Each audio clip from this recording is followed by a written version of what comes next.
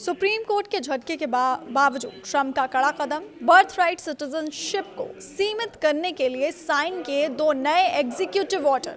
नमस्कार, आप देख रहे हैं न्यूज़ 18 दिल्ली एनसीआर का डिजिटल प्लेटफॉर्म। अमेरिका की राजनीति और वहां के संविधान के गलियारों से बहुत ही बड़ी और सनसनीखेज खबर सामने आ रही है, जिसने पूरी दुनिया का ध्यान अपनी ओर खींच लिया है। अमेरिका में जन्म से नागरिकता यानी बर्थ राइट सिटीजनशिप के अधिकार को लेकर एक बार फिर से बेहद तीखा सियासी और संवैधानिक टकराव शुरू हो गया है। देश के राष्ट्रपति डोनाल्ड ट्रंप सुप्रीम कोर्ट से हाल ही में मिले करारे झटके के बावजूद अपने फैसले से पीछे हटने को बिल्कुल भी तैयार नजर नहीं आ रहे हैं।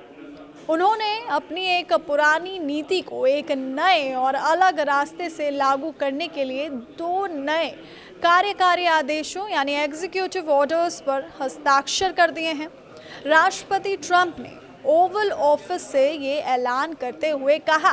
कि ये कदम बहुत पहले उठाया जाना चाहिए था, लेकिन अब उनकी सरकार इसे हर हाल में लागू करके ही रहेगी। उनका ये आक्रामक रुख सीधे तौर पर उस न्यायिक फैसले के बाद सामने आया है, जिसमें बीते जून के महीने में सुप्रीम कोर्ट ने जन्मसिद्ध नागरिकता को सीमित करने की उनकी पिछली कोशिश को पूरी तरह से खारिज कर दिया। इस पूरे विवाद के केंद्र में ट्रंप प्रशासन द्वारा जारी किए गए वो दो नए एग्जीक्यूटिव ऑर्डर हैं, जो अमेरिका की नीति की तस्वीर बदलने का दम रखते हैं। पहले कार्यकारी आदेश के तहत उन विदेशी और गैर नागरिक लोगों की परिभाषा को बेहद कड़ा कर दिया गया है, जिनके यहाँ अमेरिका में जन्म लेने वाले बच्चों को अब ऑटोमेटिक अमेरिकी नागरिकता नहीं मिलेगी। इस नए नियम के दायरे में ऐसे संवेदनशील मामलों को शामिल किया गया है जहाँ माता पिता में से कोई भी किसी विदेशी सरकार से जुड़ा हुआ हो, किसी अंतर्राष्ट्रीय आतंकी संगठन से संबंध रखता हो या फिर फर्जी और गैर कानूनी तरीके से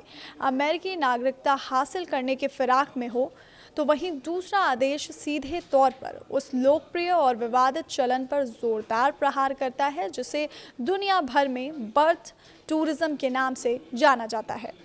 इसका मतलब ये है कि विदेशी गर्भवती महिलाएं सिर्फ इसलिए टूरिस्ट वीज़ा पर अमेरिका आती हैं ताकि उनके होने वाले बच्चे को जन्म से ही अमेरिकी नागरिकता का अधिकार मिल जाए।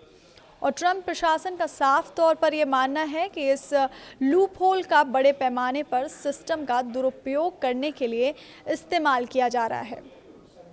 इस मामले पर व्हाइट हाउस के वरिष्ठ और प्रभावशाली अधिकारी स्टीफन मिलर ने बहुत ही बेबाकी से अपनी बात रखते हुए ये कहा कि दुनिया भर से तमाम लोग पर्यटक बनकर अमेरिका आते हैं, लेकिन उनका असली और छिपा हुआ मकसद सिर्फ एक अमेरिकी नागरिक बच्चे को जन्म देना होता है।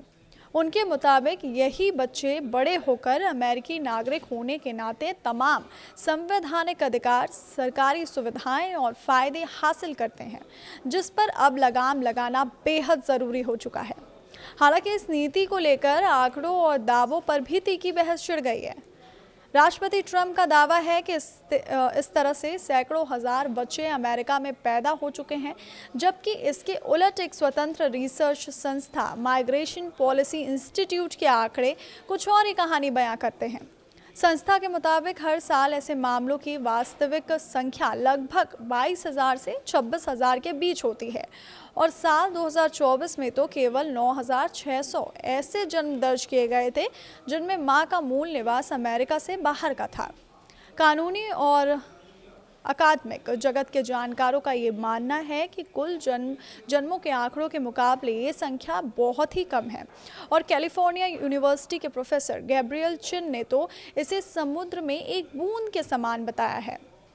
गौरतलब है कि अमेरिका में जन्म से नागरिकता का ये अधिकार वहाँ के संविधान के 14वें संशोधन के तहत पिछले लगभग 150 सालों से पूरी मजबूती के साथ लागू चला आ रहा है और इसका सीधा नियम ये है कि अगर कोई भी बच्चा अमेरिकी धरती पर जन्म लेता है तो उसे बिना किसी शर्त के तुरंत देश की नागरिकता मिल जाती है। ऐसे में राष्ट्रपति ट्रंप की तरफ से इस बुनियादी संवैधानिक अधिकार को सीमित करने या इसमें फेरबदल करने की कोशिश ने अमेरिका में एक बहुत बड़ा कानूनी और राजनीतिक भूचाल ला दिया।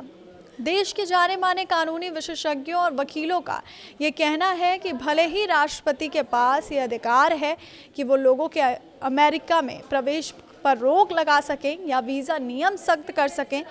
लेकिन एक बार जब कोई बच्चा अमेरिकी ज़मीन पर जन्म ले लेता है तो कानूनन उसकी नागरिकता को छीनना या रोकना इतना आसान नहीं होगा। यही वजह है कि ट्रंप के इन नए और कड़े आदेशों को अदालतों में चुनौती मिलना लगभग तय माना जा रहा है और आने वाले दिनों में ये हाई प्रोफाइल मामला एक बार फिर से अमेरिकी अदालतों और सुप्रीम कोर्ट की चौखट पर पहुंचता हुआ नजर आएगा, जिस पर पूरी दुनिया की निगाहें टिकी हुई हैं।